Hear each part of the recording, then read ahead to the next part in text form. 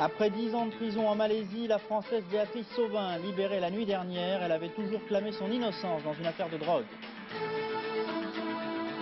La sonde européenne Ulysse à la conquête du Soleil, la navette américaine Discovery qui la transporte a bien décollé. Patrick Baudry, l'astronaute, en direct de Toulouse.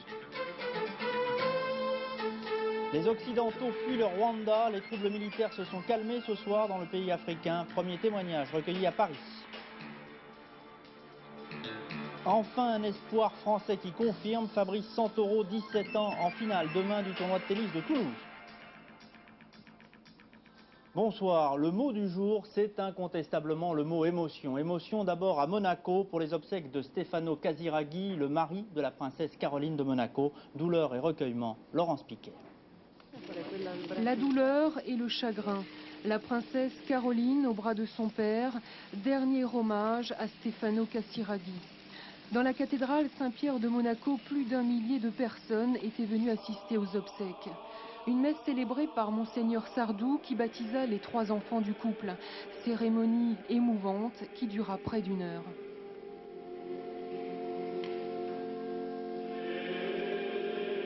De nombreuses personnalités du monde politique, culturel étaient présentes. Devant le parvis de la cathédrale, des centaines de Monégasques étaient là pour témoigner leur attachement à la famille princière. C'est pas pour le spectacle, c'est pour la peine que nous avons. Vraiment, j'ai ressenti un choc. Je l'aimais beaucoup. Sa disparition me fait beaucoup de peine, surtout pour la princesse que je respecte et que j'admire.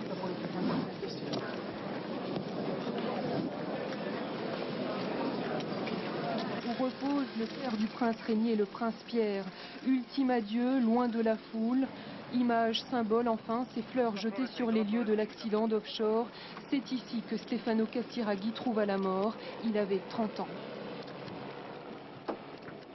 Émotion ensuite en Champagne, à Troyes, où une grand-mère a appris la libération de sa petite-fille des geôles de Malaisie. Béatrice Sauvin, libérée après 10 années passées en prison pour un trafic de drogue qu'elle avait toujours nié. Éric Thibault.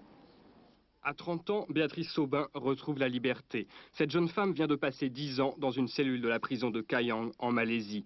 À Romilly-sur-Seine, sa grand-mère ose à peine croire à la libération de sa petite fille. Je ne peux plus pleurer tellement que j'en ai pleuré depuis 10 ans. Vous savez, c'est pas croyable. Et je ne savais même plus quoi y mettre sur les lettres, vous savez. Elle en savait plus que moi ce qui se passait à Romilly. Le 27 janvier 80, Béatrice a 20 ans. Elle prend un avion pour Zurich à l'aéroport de Penang. Les douaniers malais découvrent 534 grammes d'héroïne dans sa valise. L'enfer commence. Béatrice crie son innocence. La jeune fille affirme que la valise lui a été offerte par son fiancé chinois, mais l'homme a disparu. En France, la famille Sauvin se bat. La grand-mère de Béatrice se rend 2 fois en Malaisie. Elle lance un appel à François Mitterrand. Maître Lombard réunit toutes les pièces du dossier. Mais en juin 82, Béatrice est condamnée à mort. 2 mois plus tard, un tribunal malais commue cette peine en réclusion criminelle à perpétuité. Depuis 15 ans, 36 étrangers ont été pendus dans ce pays pour trafic de drogue. L'écrivain Didier Decoing publie un livre sous forme de plaidoyer, Béatrice en enfer. Régulièrement, les proches de la jeune Française attendent sa libération, mais hier soir, Béatrice a enfin bénéficié d'une remise de peine pour bonne conduite. Elle devrait retrouver sa famille dès demain. L'émotion encore à Cap Canaveral aux États-Unis avec le lancement enfin de la navette spatiale Discovery ce matin, emportant à son bord un équipage de 5 hommes et la sonde européenne Ulysse destinée à l'exploration du Soleil. Ce lancement réussi a marqué la reprise des vols des navettes après 5 mois et demi d'interruption due à des revers techniques. Largage maintenant réussi, la sonde Ulysse se dirige vers Jupiter et devrait atteindre le Soleil vers 1994. C'est une mission pour le moins périlleuse. Explication Daniel Durandet. Ce fantastique voyage d'Ulysse de près d'1 milliard de kilomètres vers le Soleil devrait nous permettre de remonter le temps et de mieux comprendre l'évolution de la Terre depuis sa création il y a 4 milliards et demi d'années. Un voyage de 5 ans via la banlieue de la planète Jupiter qui, par son énorme attraction, va permettre d'accélérer considérablement la vitesse de la sonde, propulsant celle-ci à 126 km par seconde, la plus grande vitesse jamais atteinte par un engin construit par l'homme.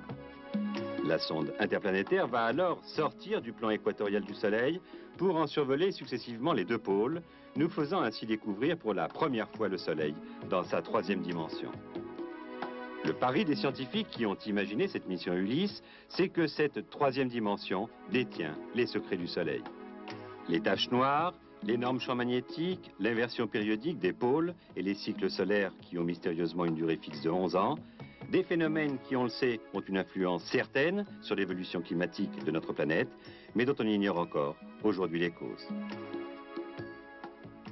L'astronaute français Patrick Baudry est en direct de Toulouse. Au-delà de cette réussite de Discovery aujourd'hui, on a l'impression que Discovery, précisément, c'est un peu l'arbre qui masque la forêt, car il y a encore 2 navettes qui sont au garage pour l'instant. Comment expliquez-vous toutes ces difficultés? Oui, c'est vrai, les Américains ont effectivement beaucoup de problèmes qui sont très visibles pour tous. Et ces problèmes s'expliquent par la complexité extrême de l'avion spatial, de la navette américaine. Ce type d'engin, donc avion spatial, qui représente la nouvelle génération de véhicules spatiaux pour aller dans l'espace, est extrêmement complexe, mais elle constitue aussi la clé indispensable à l'accès aux systèmes de transport qui viendront dans la décennie suivante. Alors, les systèmes de transport qui viendront dans la décennie suivante, il y a notamment Hermès, qui nous concerne, nous, très directement. Hermès est construite un peu sur le même modèle que Discovery et les navettes américaines. Le parallèle est inquiétant ou pas?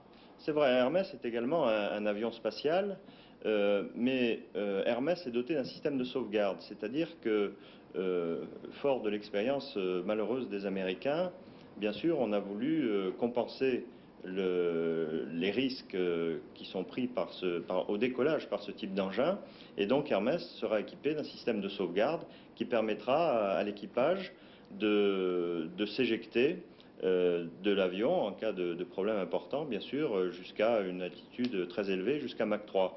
Ce qui fait qu'on sera quand même beaucoup plus confortable, entre guillemets, à bord d'Hermès qu'à bord du Shuttle. Mais vous savez, de toute façon, ces engins sont extrêmement délicats et en fait, il est normal qu'ils réclament beaucoup de précautions, de soins pour partir, et il est finalement assez normal que les Américains n'arrivent pas à respecter la cadence de vol qu'ils s'étaient fixée, qui était très très ambitieuse, puisqu'elle était d'un vol par mois, et même au tout début de plusieurs vols par mois. Nous, avec la navette européenne, avec l'avion spatial Hermès, on ambitionne d'effectuer seulement 1 ou 2 vols par an, et donc la cadence est tout à fait conforme à ce qu'on peut espérer d'un tel engin. Merci Patrick Baudry pour ce témoignage en direct de Toulouse. Merci. Il faut un gouvernement économique de l'Europe et surtout une véritable volonté politique. François Mitterrand a réaffirmé aujourd'hui son engagement sans faille pour l'Europe devant la convention franco-allemande réunie à l'UNESCO. Sur place, Pascal Verdeau. Profession de foi Europe, quels que soient les obstacles, pour François Mitterrand, il existe une nature, un instinct, une nécessité européenne. L'histoire est en marche, elle s'accélère même avec l'unification allemande. Un événement déterminant pour le président de la République, mais qui ne doit pas inquiéter les Français. Plus souvent, à la presse française, on s'inquiète, cette Allemagne de près de 80 millions d'habitants, la France n'en a pas tout à fait 60 millions. Que va-t-il se passer? N'y a-t-il pas lieu de crainte? Bien entendu, il s'agit d'avoir le regard clair sur les événements.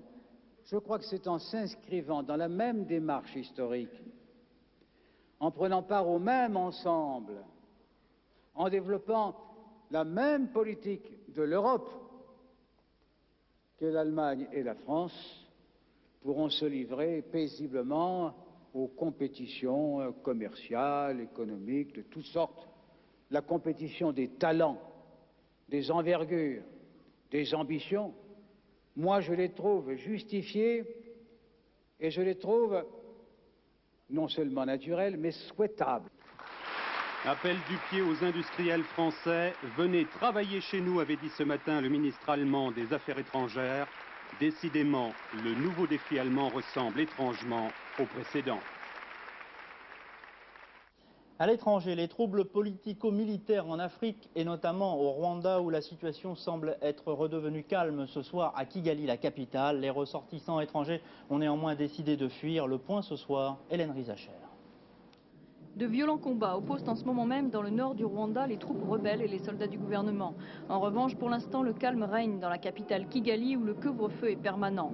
Aux 5000 hommes de l'armée du Rwanda se sont ajoutés ce matin 500 soldats venus du Zaïre. De nombreux opposants au régime sont toujours cachés dans Kigali, fondus dans la population. Apparemment, ce ne sont pas eux qui ont déclenché les combats, mais d'autres opposants réfugiés en Ouganda et qui veulent rentrer au pays. Le pays est en proie à la misère, à la famine et à de terribles guerres tribales qui opposent depuis 30 ans les Hutus au pouvoir au Rwanda et la minorité Tutsi. Cependant, cette fois, parmi les rebelles Tutsis se trouvent quelques Hutus solidaires.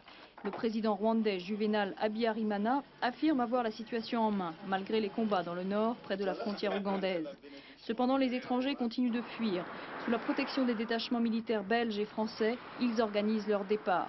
Ce matin, à l'aube, un premier avion d'Air France a ramené à Paris 134 passagers de Kigali. Bon, ça tire tous azimuts, ça a l'air de se calmer un peu, mais jusqu'à quand, on n'en sait rien. Il y a eu des tirs la nuit, il y a eu des tirs de nuit, et puis les parachutistes sont arrivés, ont quadrillé les rues, les emplacements, et on a pu circuler relativement bien. On a retiré toute la nuit, on a eu des balles dans la maison, on est parti. Nous, on a pu, au dernier moment, profiter d'une escorte qui passait. On a vu une escorte qui passait, on s'est joint, en se disant qu'avec 2 enfants, c'était peut-être préférable. Demain matin, un deuxième avion d'Air France en provenance du Rwanda est attendu à Paris. Et avec à son bord 242 étrangers, dont 150 Français. Aux États-Unis, le débat sur le budget place le gouvernement de George Bush dans une situation aussi absurde que politiquement dangereuse. Afin de gagner peut-être son bras de fer avec le Congrès, le président américain n'a pas hésité à mettre la totalité de l'administration de son pays en cessation de paiement. Les explications, Philippe Pister. L'annonce hier soir du porte-parole de la Maison-Blanche, le président refuse de signer la loi de finances provisoire permettant au gouvernement de fonctionner au moins la semaine prochaine. Résultat du refus présidentiel, l'administration américaine est depuis hier soir, minuit, en cessation de paiement. D'ores et déjà, les musées sont fermés. Bref, en opposant son veto à cette rallonge budgétaire provisoire, George Bush n'hésite pas à utiliser le chantage de la paralysie administrative. Dans le même temps, il place les élus américains devant leurs responsabilités. Dans la nuit de jeudi à vendredi, en effet, la Chambre des représentants a refusé de voter la loi de finances pour l'année budgétaire qui commence lundi. Motif ? Afin de réduire le déficit fédéral, ce budget prévoyait des hausses d'impôts. Trop impopulaires, ont estimé les parlementaires américains à un mois d'élections législatives. Un revers politique pour George Bush d'autant plus sévère qu'opposition démocrate comme républicain ont à majorité voté contre. Situation absurde, la première puissance du monde n'a pas de budget. Mais ce lundi est férié aux États-Unis, le Congrès comme le président ont donc 3 jours pour débloquer la situation, trouver un compromis. Faute de quoi, mardi, à part les services essentiels comme le contrôle aérien, la défense, bouclier du désert n'est donc pas menacé, toute l'administration américaine sera au chômage technique, même la Maison-Blanche. En France, la politique économique du gouvernement a été très sérieusement critiquée. Aujourd'hui, aux États généraux de l'opposition, l'économie était au cœur des débats et Jacques Chirac a reproché notamment au gouvernement Rocard d'avoir gaspillé les chances de la France. Sur place, reportage de Michel Lemerle. Nombre de Français ont le sentiment que les possibilités de choix de politique économique sont actuellement assez limitées et que si la droite revenait au pouvoir, elle ne ferait pas au fond une politique très différente de celle menée par Michel Rocard. Faux, proteste l'opposition, une autre politique économique est possible et c'est surtout pour tenter de le démontrer qu'elle organisait ses états généraux sur l'économie. Une machine à 2 temps. Premier temps, c'est avant tout Jacques Chirac qui est aux manettes. Il s'agit de démontrer que la politique de Michel Rocard n'est ni libérale ni efficace. Si on voit bien ce que la politique socialiste n'est pas, on voit beaucoup moins bien ce qu'elle est. Du capitalisme tempéré au socialisme tiède, en passant par la social-démocratie et par le salmigondi de l'économie mixte, l'on a le sentiment que les mots ne sont là en réalité que pour masquer un certain désarroi. Deuxième temps, il s'agira demain de préciser les contours esquissés aujourd'hui d'une autre politique. Elle s'appuiera notamment sur la baisse de l'impôt, une diminution des charges publiques et des privatisations. Les copilotes seront Édouard Balladur et Michel Dornano. Valéry Giscard d'Estaing n'est pas présent, lui, à cette 5e convention sur l'économie. De leur côté, les Verts se livrent à un véritable examen de conscience. De leur Conseil national doit jaillir ce soir une réponse et une attitude claire concernant leur maintien ou non au second tour d'une élection face au risque de faire élire un candidat du Front National. Les pros et les anti votent en ce moment. Verdict à 22 h dans Soir 3. Voici maintenant le Tour de France de l'actualité en bref, sous forme de télégramme et avec le commentaire ce soir de Marie-Odile Pagnès. À Accident ce matin d'un autocar sur l'autoroute A4. Le chauffeur et un passager ont été tués sur le coup, 10 autres personnes blessées. L'autocar, qui transportait 44 Tchécoslovaques, se dirigeait vers Paris lorsqu'il s'est renversé dans le fossé pour une raison encore inconnue. La visibilité était bonne, la route droite et aucune autre voiture n'est en cause. Nouvelle manifestation des lycéens du Mans aujourd'hui. Ils étaient encore plusieurs milliers descendus dans la rue pour obtenir de meilleures conditions d'enseignement. Dès lundi, les élèves reprendront normalement leurs cours, mais ils ont d'ores et déjà appelé à une manifestation jeudi prochain. Ils avaient fui il y a 2 ans les bombardements à l'arme chimique du régime de Bagdad. Aujourd'hui, ces 52 réfugiés kurdes irakiens découvrent leur terre d'accueil. Installés à Piriac-sur-Mer, en Loire-Atlantique, ils vont y préparer leur insertion dans notre pays. La France devrait accueillir encore 550 Kurdes irakiens d'ici 2 ans. Léonie n'aura plus de dette. La vieille dame à qui la sécurité sociale demandait le remboursement d'une pension versée par erreur vient de recevoir un chèque de 260 000 francs. Le geste généreux d'un couple qui avait gagné près de 40 millions de francs au loto samedi dernier. Les sports, tennis, Fabrice Santoro confirme les espoirs placés en lui. À 17 ans, il a décroché son premier billet pour une finale du Grand Prix. Ce sera demain à Toulouse face au Suédois Svensson en direct sur la 3. Alors, Santoro, futur star, élément de réponse, Dominique Champeau. Fabrice Santoro, l'air appliqué d'un élève consciencieux. Un jeune homme qui, bien qu'il ait décidé de tout remettre à 2 mains, fait son chemin à toute vitesse.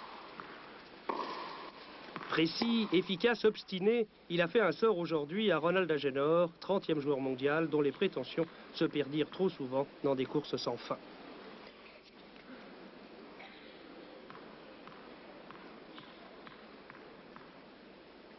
Fabrice Santoro, en tout cas, fait son chemin sans état d'âme, avec l'assurance et la maturité d'un vrai professionnel et les jambes d'un gamin de 18 ans.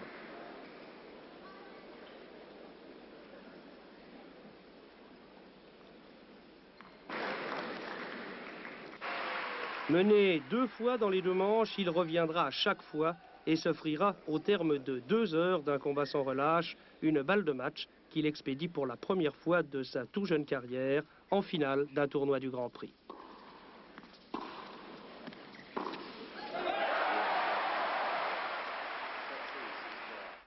Le championnat du monde des pur sang, demain à Longchamp, le Grand Prix de l'Arc de Triomphe ouvert à 21 chevaux, parmi lesquels 11 chevaux entraînés en Grande-Bretagne. Les chances françaises paraissent donc réduites. Le seul espoir s'appelle Épervier Bleu. Reportage Jean-Pierre Quinson, Christos Camilliaris. 6h30 mardi dernier sur les pistes de Chantilly. Élie Lelouch, l'entraîneur d'Épervier Bleu, surveille le dernier exercice sérieux de son crack. 2000 mètres sont accomplis à vive allure, au terme desquels Épervier Bleu se détache très facilement. À l'issue de ce galop, la satisfaction se lit sur le visage de son jockey. Le cheval est pour moi très bien, il doit être à son top niveau. J'avais un point d'interrogation, c'était sur le terrain souple, ce qui m'avait peut-être coûté la victoire dans le Jockey Club. Là, je viens de travailler un terrain très collant sur la piste des Aigles et comme vous avez vu, il a très bien travaillé. La dernière course d'Épervier Bleu, c'était à Longchamp, il y a 3 semaines dans le Prix Niel. Longchamp, une piste où il est à ce jour invaincu. Après avoir attendu en 3e position, son jockey l'a lancé à 250 mètres de l'arrivée. À la lutte avec le bon Antissar, il parvenait à le dominer à la fin. Une victoire sans trop de brio qui appelle des explications. Il dormait complètement, le cheval a eu un sursaut par sa classe à 50 mètres du poteau. Je ne lui ai pas mis un coup de cravache parce que j'ai senti que le cheval avait besoin de travail. Comme le matin, il est un peu feignant, il est monté sur cette course. Appartenant à la même écurie Wildenstein, Calais France, Haut-le-Long et Sagas, Épervier Bleu essaiera de leur succéder au palmarès de l'Arc.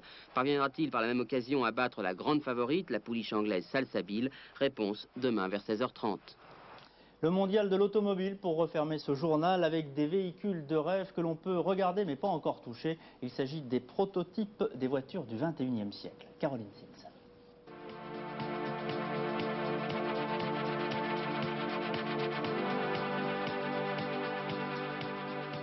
Elles ont pour nom Activa, Laguna, Shortwave, Voyager. Elles semblent venues de l'espace ou s'être échappées d'une bande dessinée futuriste. Et pourtant, elles sont la création de marques bien classiques, comme Citroën, Renault, Ford, Seat ou Toyota. Ces prototypes ne sont pas encore à vendre, mais remplaceront peut-être la R5 ou la Clio au siècle prochain. Délire sophistiqué où le rétroviseur est remplacé par une caméra, où les matériaux composites forment la carrosserie, où des panneaux solaires servent de toit. Le conducteur du futur n'aura presque plus rien à faire, sinon glisser sur la route dans son étrange bolide. Plus la peine d'acheter deux voitures, certaines se séparent en deux. Si vos passagers vous ennuient, vous pourrez vous débarrasser d'eux. La voiture de l'an 2000, c'est vraiment pratique. Voilà, dans un instant, le sourire de Florence Klein pour vous annoncer de la pluie pour votre dimanche. Je vous retrouve à 22h05 pour Soir 3. Très bon début de soirée.